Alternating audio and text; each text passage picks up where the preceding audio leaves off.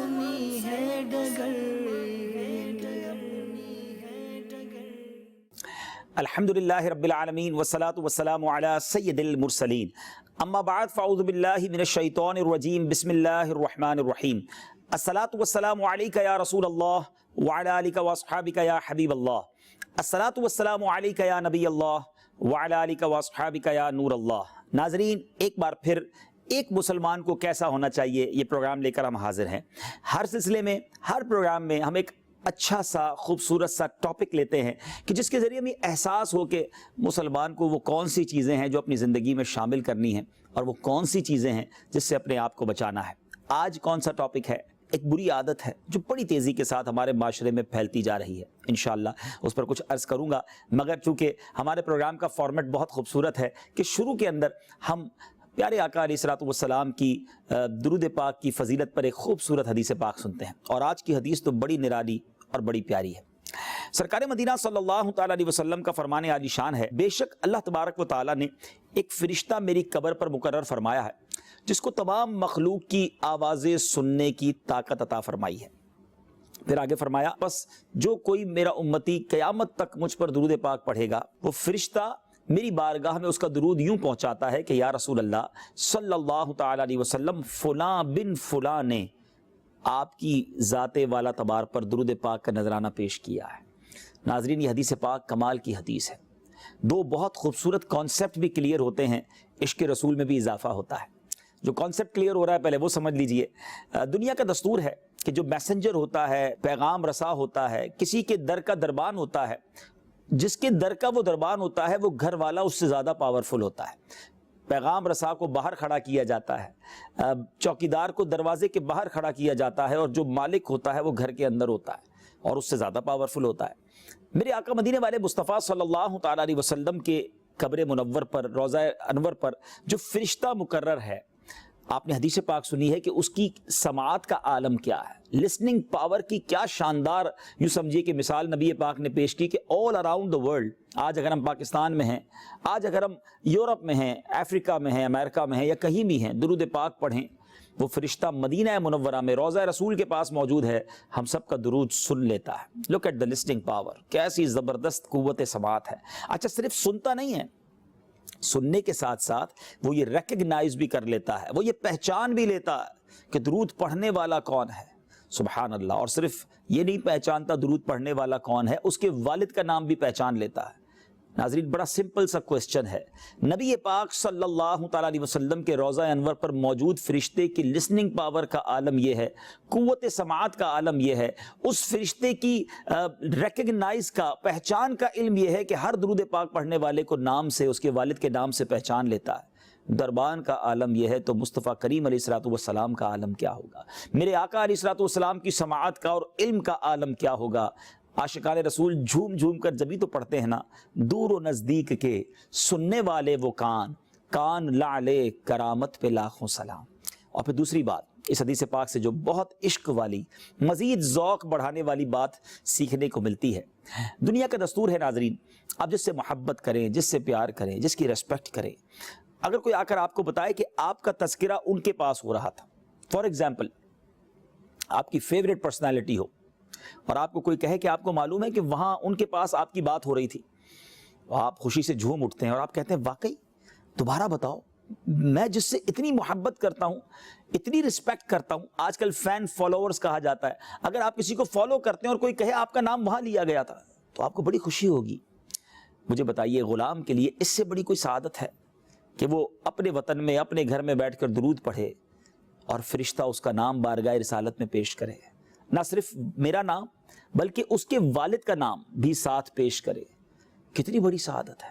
ایک بار درود پڑھیں، ایک بار نام لیا جائے، 2 بار پڑھیں تو 2 بار لیا جائے. خوش نصیب ہے وہ ناظرین جو سینکڑوں ہزاروں بار درود پاک پڑھتے رہتے ہیں، آپ کا نام بار بار بارگاہ رسالت میں پیش ہو رہا ہے. اللہ اکبر. اور جس کا بار بار پیش ہوگا اس پر نگاہ رحمت بھی تو ہوگی نا.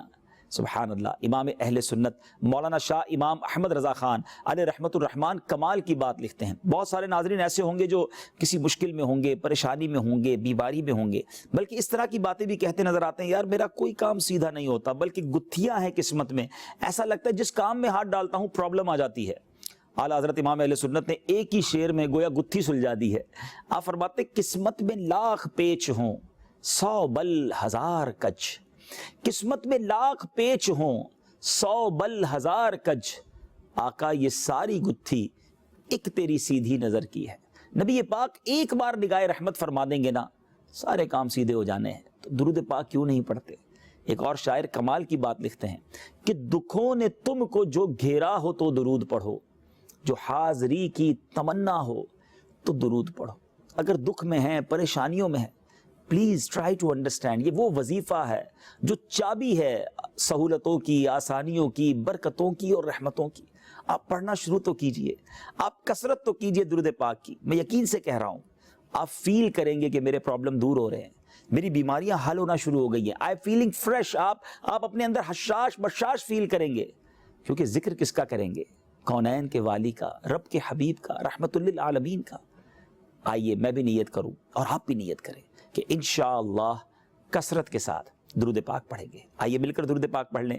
صلو علی الحبیب صلی اللہ تعالی علی محمد صلی اللہ علیہ وسلم. ہم نے آج جس ٹاپک کو آج لیا ہے وہ ایک ایسا وصف ہے، وہ ایک ایسی عادت ہے. کمال کی بات یہ ہے، یہ ایسی برائی ہے جو ہر ریلیجن میں برا ہے.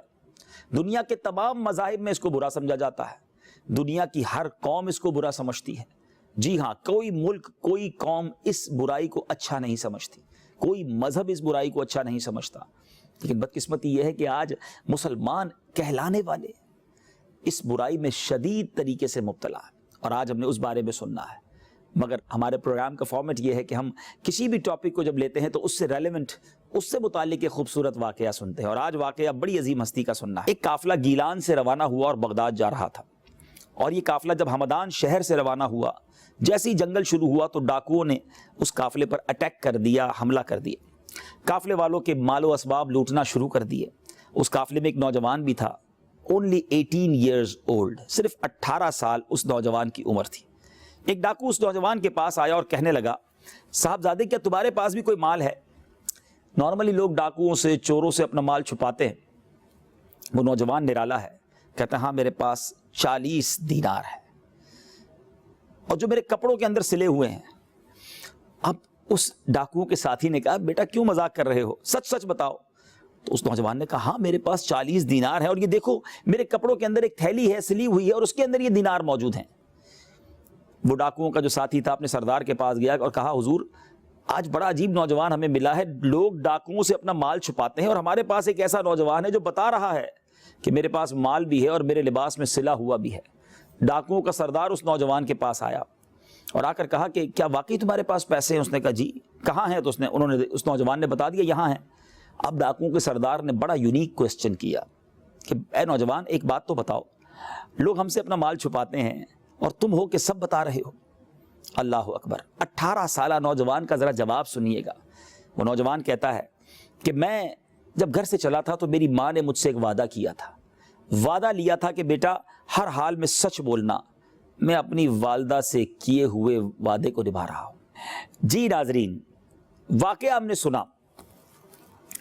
بظاہر تو اس نوجوان نے سچ بات کی، والدہ سے کیے ہوئے وعدے کو نبھایا، مگر وہ کہتے ہیں نا سچے کی بات تاثیر کا تیر بن کر نکلتی ہے اور دلوں میں پیوست ہو جاتی ہے. اس نوجوان کی اس بات کو ڈاکوؤں کے سردار نے ایسا محسوس کیا کہ زار و کتار رونے لگا، لرزنے لگا اور کہتا ہے کہ بیٹا تم کس قدر خوش نصیب ہو کہ دولت لٹنے کی پرواہ کیے بغیر اپنی والدہ کے ساتھ کیے ہوئے وعدے کو نبھا رہے ہو، اور میں کس قدر ظالم ہوں کہ اپنے خالق و مالک کے ساتھ کیے ہوئے وعدے کو پامال کر رہا ہوں. روز اللہ کی مخلوق کا دل دکھاتا ہوں، ان کا مال لوٹتا ہوں. یہ کہنے کے بعد وہ اپنے ساتھیوں کے پاس گیا اور جا کر کہتا ہے کہ میں نے آج سچے دل سے ڈاکیتی سے توبہ کر لی ہے، سب کا مال واپس لوٹا دیا. سردار کے جو ساتھی تھے انہوں نے بھی کہا جب آپ ڈاکے میں بھی ہمارے سردار تھے، اب نیکیوں میں اور توبہ میں بھی آپ ہمارے سردار ہیں. اس پورے قافلے نے ناظرین توبہ کر لی، سارے مسافروں کا مال واپس لوٹا دیا. آپ جاننا چاہیں گے وہ نوجوان کون تھا؟ اللہ اکبر. وہ کوئی اور نہیں، پیران پیر شیخ عبد القادر جیلانی، جن کو ہم غوث اعظم رضی اللہ تعالیٰ عنہ کے نام سے جانتے ہیں. جی ہاں، اولیاء کرام کے سردار غوث اعظم کی جوانی کا یہ واقعہ ہے. والدہ محترمہ نے یہ وعدہ لیا تھا کہ بیٹا ہر حال میں سچ بولنا.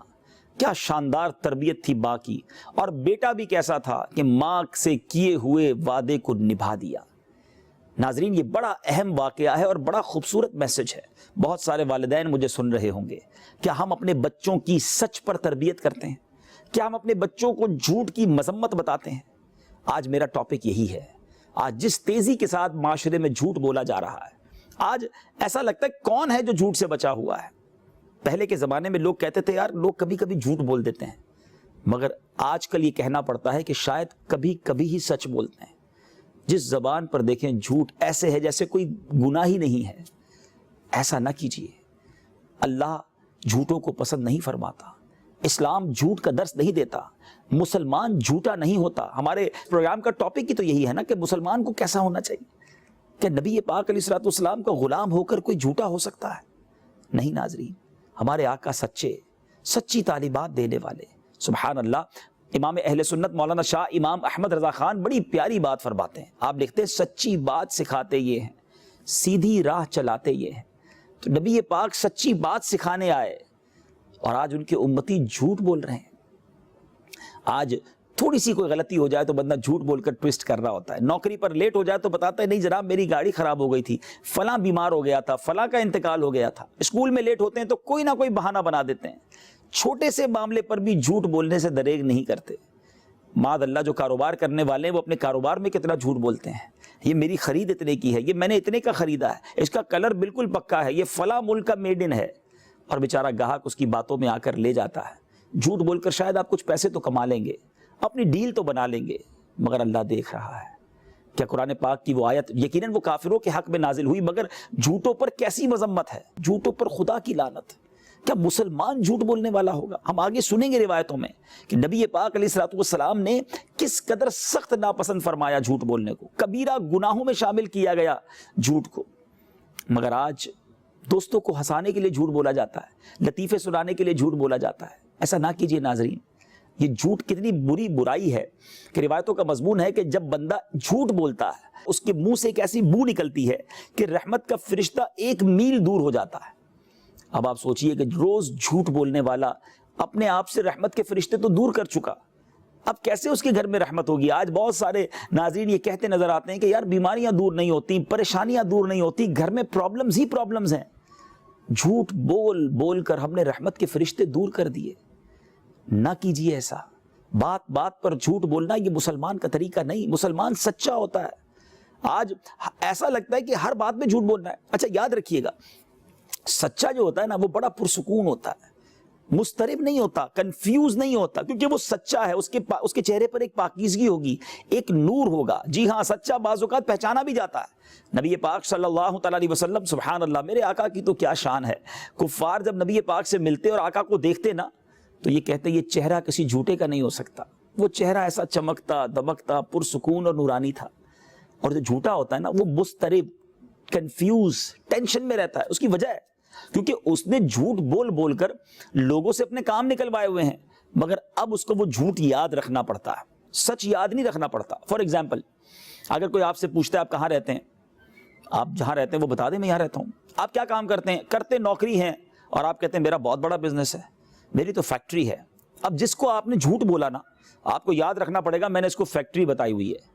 اچھا, کسی کو غلط گھر کا ایڈریس بتایا, کسی غریب علاقے میں رہتے ہیں, کوئی بات نہیں, اس میں کیا شرمانا. لیکن چونکہ سٹیٹس بیان کرنا ہے اپنا, نہیں جناب میں تو فلاں پوش ایریا میں رہتا ہوں. اب جس پوش ایریا کا, جس بڑے علاقے کا آپ نے نام لیا ہے, you have to remember yourself. اب آپ کو یاد رکھنا پڑے گا میں نے اس کو گھر کیا بتایا ہے. جھوٹ بول کر فائلیں گویا سنبھالنی پڑتی ہیں, وہ تمام چیزیں یاد رکھنی پڑتی ہیں. جو آفس میں کام کرتے ہیں وہ کبھی کہتے ہیں نانی بیمار تھی اس لیے نہیں آیا, 3 دن کیوں نہیں آیا تو نانی کا انتقال ہو گیا. آپ ساری زندگی یاد رکھنا پڑے گا کہ آفس میں نانی کا انتقال ہو چکا ہے, اب اگلے سال نانی دوبارہ بیمار نہیں بتا سکتا میں کیونکہ جھوٹ بولا تھا. لیکن سچے کو کوئی ٹینشن نہیں ہوتی, اس کو جب پوچھیں وہ بتائے گا میں یہاں رہتا ہوں, میں یہ کام کرتا ہوں, میرا یہ معاملات ہے, کیونکہ وہ سچ بول رہا ہے. خدا را اپنے اندر سے یہ عادت نکالیے. جو آفس میں لیٹ پہنچتے ہیں, اسکول میں لیٹ پہنچتے ہیں, یا کہیں کسی وجہ سے تاخیر ہو جاتی ہے اور روز جھوٹ بول رہے ہیں, اس کی بجائے سچ بولنا شروع کر دیں.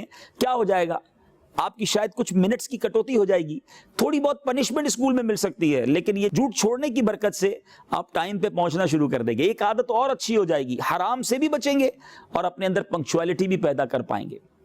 کاروبار میں جو لوگ جھوٹ بولتے ہیں, جھوٹی قسمیں کھاتے ہیں, یاد رکھیے جھوٹی قسم کھا کر مال تو بک جاتا ہے مگر برکت چلی جاتی ہے. آپ کسی کو دھوکہ تو دے سکتے ہیں مگر اللہ تو دیکھ رہا ہے نا. یہ حرام کے چند پیسے چند سکوں کو کیا کریں گے؟ سچ بول کر کمائیے. یہ انسان پتہ ہے کاروبار میں جھوٹ کیوں بولتا ہے؟ اس کا توکل شیک ہو جاتا ہے, اس کا رب پر بھروسہ ہی ختم ہو جاتا ہے. وہ سمجھتا ہے میں جھوٹ نہیں بولوں گا تو کاروبار کیسے چلے گا؟ ساری مارکیٹ جھوٹ بول رہی ہے, اگر میں نے سچ بولا تو میرا کاروبار کیسے چمکے گا؟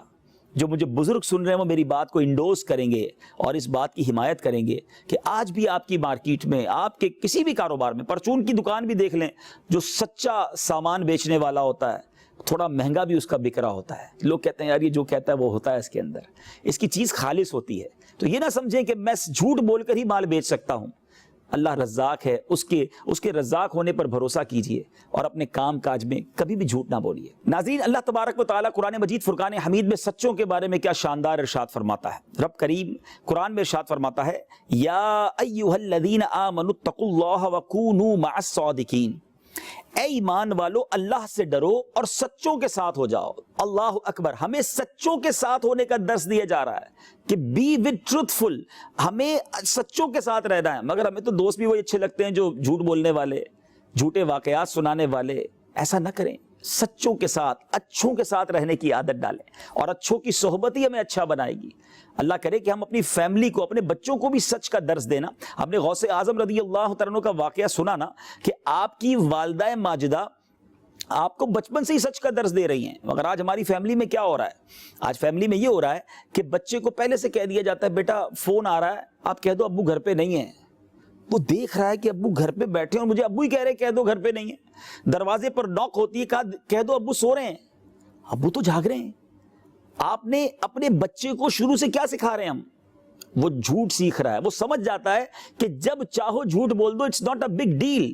اور یہی بچہ بڑا ہو کر پھر ماں باپ کو گھما رہا ہوتا ہے, ابو میں وہاں نہیں گیا تھا, نہیں میں اپنے دوستوں میں تھا, میں نماز پڑھنے گیا تھا. حالانکہ وہ ایسا نہیں کر رہا ہوتا کیونکہ بچپن میں ہم نے اسے جھوٹ کا ذہن دیا, سچ کی اہمیت ہی نہ بتائی. بڑا ہو کر وہ ماں باپ کے لیے ہی پرابلم بن جاتا ہے.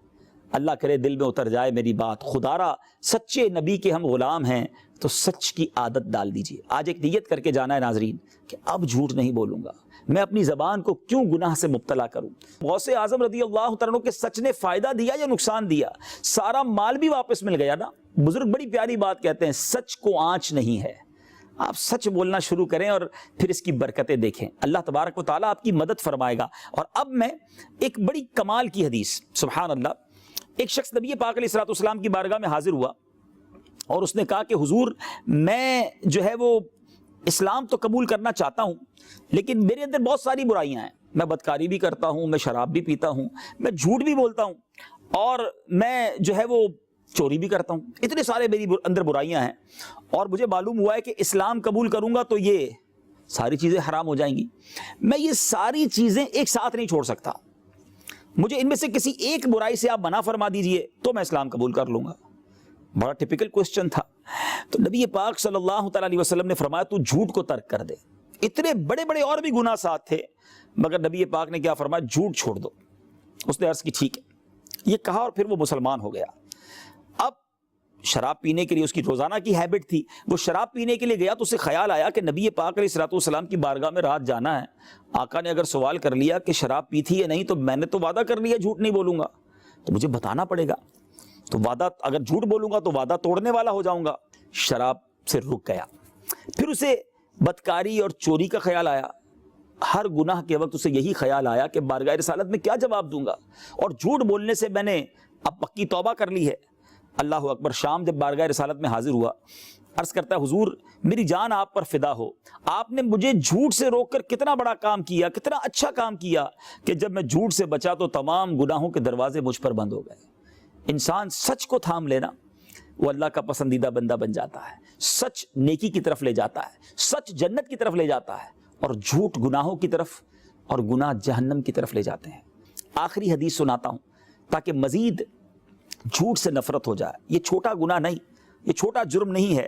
نبی پاک صلی اللہ تعالیٰ علیہ وسلم نے فرمایا, اور یہ بخاری شریف کی حدیث ہے, پیارے آقا فرماتے ہیں 4 باتیں جس میں ہوں گی وہ پکا منافق ہوگا. اس میں سے ایک بات ہوگی تو اس میں نفاق کی ایک خصلت ہوگی یہاں تک کہ وہ اسے چھوڑ دے. یہ 4 منافقت کی نشانی بخاری شریف میں نبی پاک علیہ الصلوۃ والسلام نے بیان کی ہیں. آقا فرماتے نمبر 1, جب اس کے پاس امانت رکھی جائے تو وہ اس میں خیانت کرے۔